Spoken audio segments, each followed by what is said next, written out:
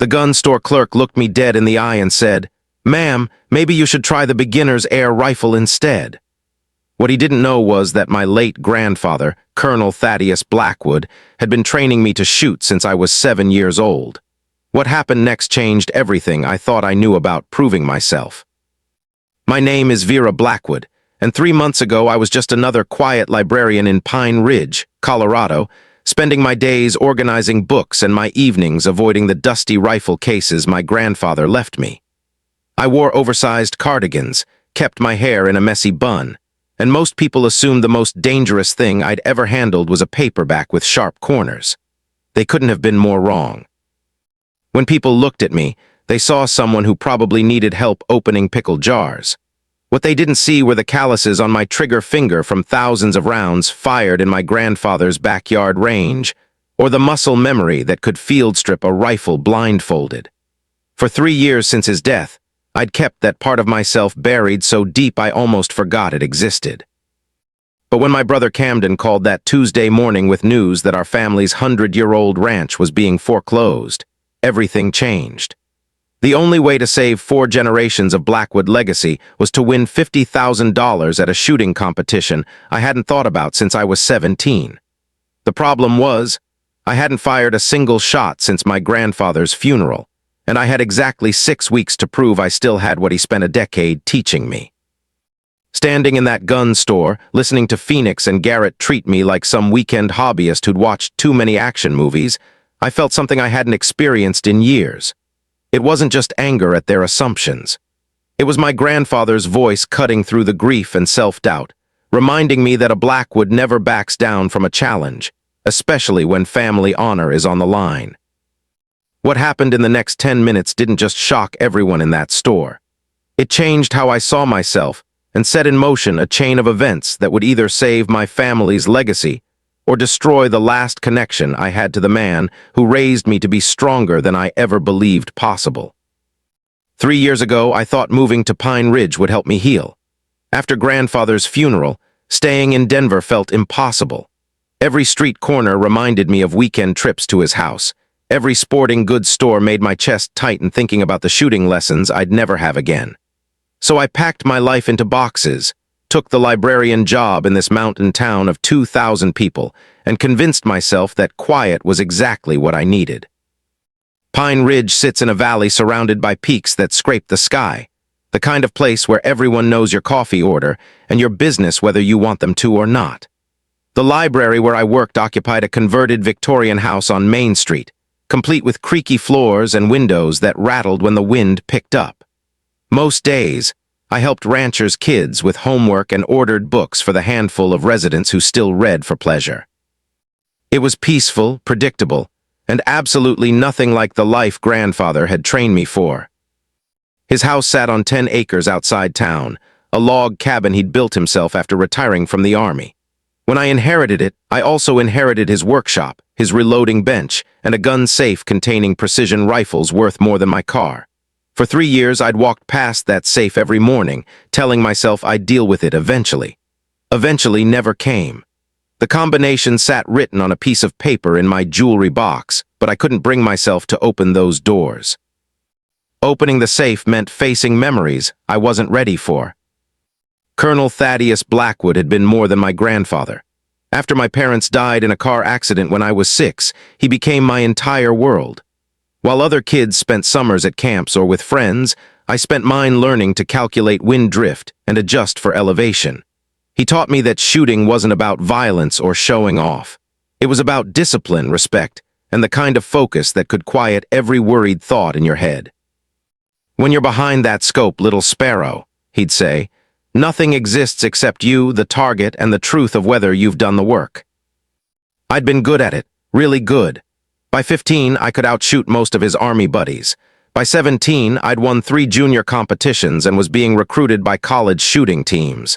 But then grandfather got sick, and competitive shooting felt selfish when he needed care. After he died, touching those rifles felt like reopening a wound that had finally started to heal. That Tuesday morning started like every other. I was cataloging returned books when my phone buzzed with Camden's name. My younger brother had stayed in Denver, working construction and slowly drinking away his share of our parents' life insurance money. We talked maybe once a month, usually when he needed money or wanted to complain about his latest girlfriend. This call felt different from his first words. "Vera, we've got a problem." His voice carried a shakiness I'd never heard before. "I got papers yesterday about the ranch. Mom and Dad's ranch. It's going into foreclosure next month." The book in my hands suddenly felt impossibly heavy. Our parents' ranch in eastern Colorado had been in the Blackwood family since 1924. After their deaths, it had been leased to neighboring ranchers who'd been making payments to cover taxes and maintenance. Apparently, those payments had stopped 6 months ago, and Camden had been too embarrassed to tell me he'd been covering the shortfall with credit cards until he couldn't anymore. "How much do we owe?" I asked, though part of me already knew the answer would be more than we could handle. $53,000, and that's just to bring it current. Vera, I messed up. I thought I could handle it, thought the renters would start paying again, but they've been struggling too. If we lose this place, it's gone forever. Great-grandfather's land gone. I sank into my desk chair, staring out the library window at mountains that suddenly felt like walls closing in. $53,000 might as well have been $53 million on a librarian's salary. Camden was barely keeping his apartment, and neither of us had family left to ask for help. That's when I remembered the competition poster I'd seen at the grocery store last week. The Rocky Mountain Precision Shooting Championship, held annually 2 hours south in Durango. First prize, $50,000. The drive to Rocky Ridge Firearms took 40 minutes through winding mountain roads, giving me plenty of time to second-guess everything. I'd loaded grandfather's custom Remington 700 in its leather case, along with a box of his hand-loaded ammunition I'd found in his workshop. My hands shook slightly on the steering wheel, not from nerves about shooting, but from the weight of what this meant. If I couldn't still shoot like he'd taught me, the ranch was gone forever. Rocky Ridge Firearms sat in a strip mall between a tire shop and a diner, its windows plastered with hunting licenses and ammunition advertisements. The bell above the door announced my arrival with a cheerful chime that felt completely at odds with my churning stomach. Inside, the smell of gun oil and leather hit me immediately, triggering a flood of memories from grandfather's workshop. Behind the counter stood a man in his 50s with graying hair and forearms covered in military tattoos. This had to be Garrett Steele, the owner whose name I'd seen on the business license by the door. He was helping another customer select scope rings, his voice carrying the patient tone of someone who'd explained the same concepts 1,000 times. Near the ammunition display, a younger guy with bleached hair and an attitude that filled the room was restocking boxes of .22 rounds. I approached the counter and waited for Garrett to finish with his customer. The younger guy, whose name tag read Phoenix, looked me up and down with barely concealed amusement. I was wearing my usual library uniform, khaki slacks, a blue cardigan, and sensible flats. My hair was pulled back in its standard bun, and I probably looked like someone's accountant who'd wandered into the wrong store. "Can I help you find something?" Phoenix asked, his tone suggesting he already knew I was in over my head. "We've got some nice starter packages if you're looking to try shooting, very beginner-friendly." "I need range time," I said, setting the rifle case on the counter. "And I'd like information about the Rocky Mountain Precision Shooting Championship." Phoenix actually laughed out loud. "Lady, that competition is for serious shooters, like military precision serious. Maybe you should start with our ladies' beginner class first? We do it every Saturday morning, very relaxed atmosphere." Garrett finished with his customer and turned toward us, immediately noticing the tension. "Phoenix, maybe let's hear what she's looking for before we make assumptions." But Phoenix was on a roll now, and I could see other customers starting to pay attention. "I'm just saying, Garrett, that competition draws shooters from 3 states. Last year's winner was an ex-Navy SEAL. The year before that, it was some Special Forces guy. She'd be better off starting with our basic marksmanship course." Heat crawled up my neck, but not from embarrassment. It was something deeper, more familiar. The same feeling I'd gotten at 17 when a judge at a competition suggested I might be more comfortable in the junior division even though I'd just outshot half the men's field. Grandfather had seen that look on my face and pulled me aside afterward. When people underestimate you, little sparrow, they're giving you a gift. Use it. What kind of rifle do you have there? Garrett asked, nodding toward my case with genuine curiosity. I unzipped the case partially, revealing the custom stock and precision barrel. Garrett's eyebrows rose slightly, but Phoenix jumped in before he could comment. Nice-looking gun, but looking good and shooting good are two different things. That championship requires shots out to 300 yards in variable conditions. It's not like shooting paper targets at an indoor range. He turned to address the growing audience. We get at least one person a month who thinks they're the next Annie Oakley after watching some YouTube videos. The comment hit like a physical blow. Annie Oakley was exactly who Grandfather used to compare me to when I was learning. He'd tell stories about how she'd been underestimated her whole career, how she'd turned that dismissal into motivation that made her legendary. Maybe I should just go somewhere else, I said, starting to zip the case back up. Actually, Phoenix said, his voice carrying across the now quiet store, we've got a 200-yard outdoor range. Tell you what, if you're serious about this competition, why don't you show us what you can do? If you can hit a decent group at that distance, I'll personally sign you up for the championship and throw in some free coaching. The offer hung in the air like a challenge. Every instinct told me to walk away, to find another range where I could practice in peace. But then I heard it, clear as if he were standing right beside me. Grandfather's voice reminding me that Blackwoods don't run from fights, especially when family honor is on the line. Something shifted inside me when Phoenix made his offer. The nervous energy that had been eating at my stomach transformed into something colder, more focused.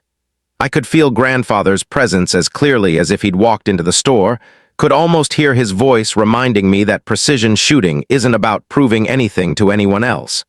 It's about proving something to yourself. Actually, let's make this more interesting, I said, reaching into my wallet and pulling out a quarter. I placed it on the glass counter where everyone could see it, the coin catching the fluorescent light. If I can put a round through this quarter at 200 yards, you give me free range time for a month and your personal apology. If I miss, I pay for any target damage and never come back. The store went completely quiet. Even the country music playing from the speakers seemed to fade into background noise. Garrett looked between Phoenix and me, clearly sensing that his young employee had stepped into something bigger than he'd anticipated. Now hold on, Garrett started, but Phoenix cut him off. You're serious? You want to try to hit a quarter at 200 yards? Phoenix's voice carried a mixture of disbelief and excitement. Lady, that's smaller than most people's groups at 100 yards. Professional snipers consider that an exceptional shot. I'm serious, I said, my voice steadier than it had been all morning. But I need to see your range first, check wind conditions and lighting. Phoenix looked around at the growing crowd of customers who'd stopped their shopping to watch our exchange. His chest puffed out slightly, feeding off their attention. All right, you've got a deal, but when you miss by 6 inches, don't blame the equipment or the conditions. Garrett shook his head but led us toward the back of the store. Range fee is $25, he said quietly, his tone suggesting he thought I was making a mistake but respected my right to make it. And I need to see ID and have you sign the waiver. As I filled out the paperwork, my hands moved with automatic precision, but my mind was already shifting into the zone Grandfather had taught me to find. It was a mental space I hadn't visited in 3 years, a place where external noise faded away and only the fundamentals mattered. Breathing, sight picture, trigger control, follow-through. The outdoor range stretched across a meadow behind the store, with covered shooting positions and target stands at various distances. At 200 yards, I could barely make out the target frames with my naked eye.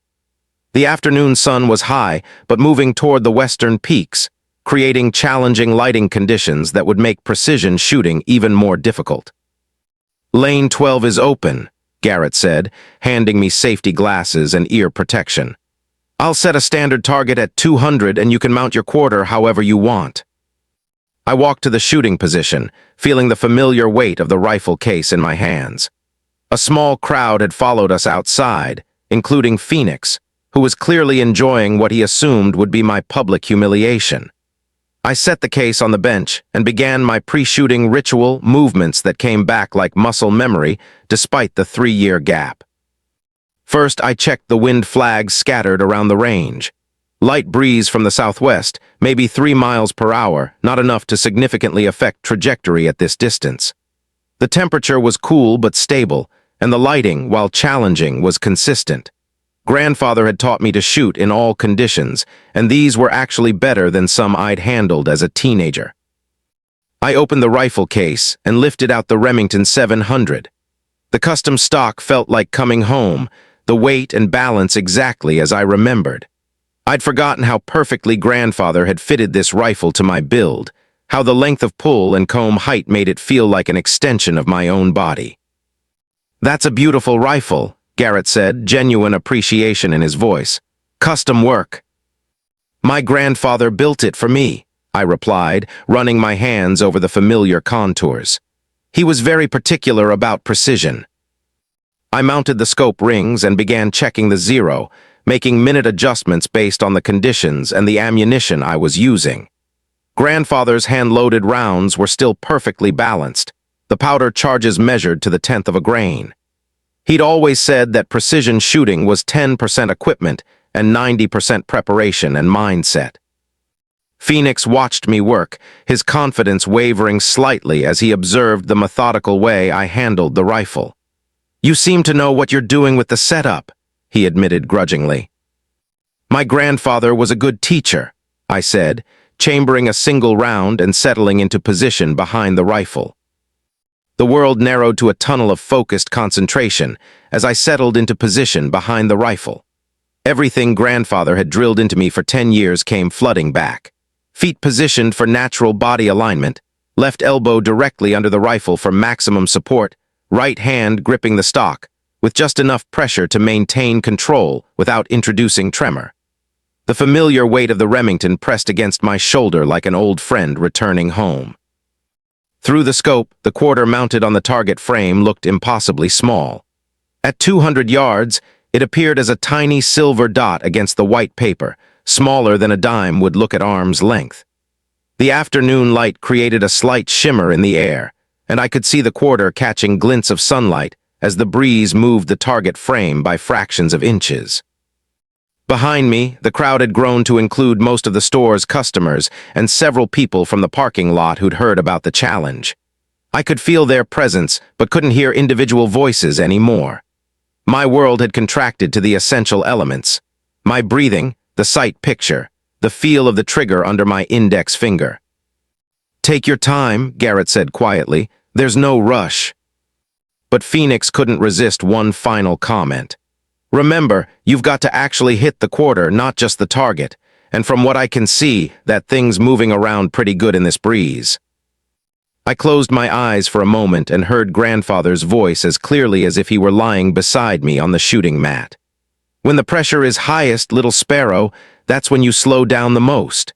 Let your heart rate drop, let your breathing settle, and trust everything we've practiced together." Opening my eyes, I found the quarter in my scope again and began my breathing sequence. Deep breath in, let half of it out, hold. The crosshairs settled naturally on the center of the coin, rising and falling slightly with my heartbeat. This was the moment Grandfather called finding the stillness between heartbeats, the fraction of a second when everything aligned perfectly.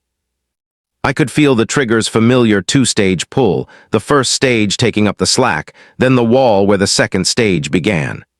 Grandfather had spent hours teaching me to apply pressure straight back, increasing it gradually until the rifle fired almost as a surprise. "If you jerk the trigger, you'll jerk the shot," he'd always said. "Let the rifle fire itself when everything is perfect." The crosshairs settled on the quarter one final time. I increased pressure on the trigger, feeling for that critical breaking point where the sear would release. The rifle bucked against my shoulder with a sharp crack that echoed across the valley, but I barely felt the recoil. Good shooters follow through completely, maintaining sight picture and trigger pressure until well after the bullet has left the barrel. For a moment, nobody moved or spoke. Then Garrett raised his binoculars, scanning the target frame at 200 yards. His face went through a series of expressions: Concentration, surprise, then something approaching awe. "Phoenix," he said slowly, "you need to look at this." Phoenix grabbed a spotting scope and aimed it downrange. I watched his face change as he focused on the target. The cocky smirk disappeared, replaced by wide-eyed disbelief. "That's not possible," he whispered. "What's not possible?" called someone from the crowd. Garrett lowered his binoculars and turned to face everyone. "She didn't just hit the quarter. She put the bullet dead center through it. Clean hole right through the middle." The crowd erupted in exclamations and applause, but I was still looking through my scope at the target. The quarter hung from the target frame like a tiny metal donut, the bullet hole perfectly centered. It was the kind of shot that required not just skill, but the perfect alignment of technique, equipment, conditions, and mindset that grandfather had spent years teaching me to achieve. Phoenix walked over to me, his face flushed with embarrassment and genuine amazement. "Ma'am, I owe you an apology. I've never seen anything like that shot, not even from our military customers. Where did you learn to shoot like that?" "My grandfather was Colonel Thaddeus Blackwood," I said, standing up and safing the rifle. "He taught me that precision isn't about showing off. It's about doing the work and trusting your preparation when it matters most." Garrett's eyes widened at the mention of grandfather's name. "Colonel Blackwood. He won our local championship 5 straight years before he moved to Denver. He's a legend around here." For the first time in 3 years, I felt truly connected to grandfather's memory. Not the grief and loss that had consumed me since his death, but the strength and confidence he'd built in me shot by shot, lesson by lesson. Standing there with his rifle in my hands and his teachings proven in front of everyone who doubted me, I finally understood what he'd meant when he said shooting would always be a part of who I was. The immediate aftermath of that shot changed everything. Phoenix kept his word, offering me a month of free-range time and a heartfelt apology that seemed to surprise him as much as everyone else. But more importantly, Garrett pulled me aside as the crowd began to disperse and offered something I hadn't expected: mentorship for the championship. "Your grandfather and I served together briefly in the late 80s, he told me, his voice carrying a respect that hadn't been there an hour earlier. He mentioned having a granddaughter who could outshoot most of his unit, but I never imagined it was true. That shot you just made.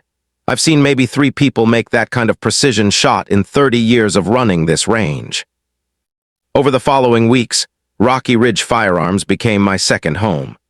Phoenix, transformed from skeptic to believer, helped me establish training routines and even drove out to collect my spent brass when I practiced at the longer distances. The man who dismissed me as a wannabe became one of my most dedicated supporters, often staying late to help me work on positions and breathing techniques.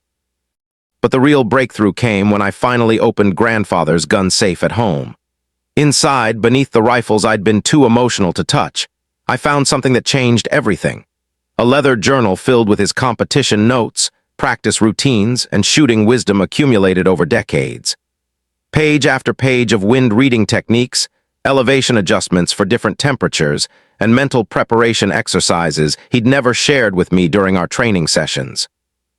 "Shooting competitions aren't won on the firing line," one entry read. "They're won in the hours of preparation when nobody is watching. The shooter who understands her equipment, her ammunition, and her own mind will always defeat the shooter who relies on natural talent alone." I threw myself into preparation with an intensity that surprised even me. Every morning before work, I spent an hour dry firing at home, practicing trigger control and sight picture. Every evening, I studied ballistics charts and weather patterns. Weekends became 8-hour training sessions at Rocky Ridge, where I worked methodically through every shooting position and distance I might encounter at the championship. The most challenging part wasn't the technical preparation, though. It was learning to manage the pressure I put on myself. The first few practice sessions, I'd tense up knowing that Camden was counting on me, that 4 generations of family history rested on my ability to perform under pressure. My groups would scatter, and I'd leave the range frustrated and doubting whether I could really pull this off. That's when Garrett shared something that redirected my entire approach. "Your grandfather never shot to save anything or prove anything to anybody," he told me during one particularly difficult practice session.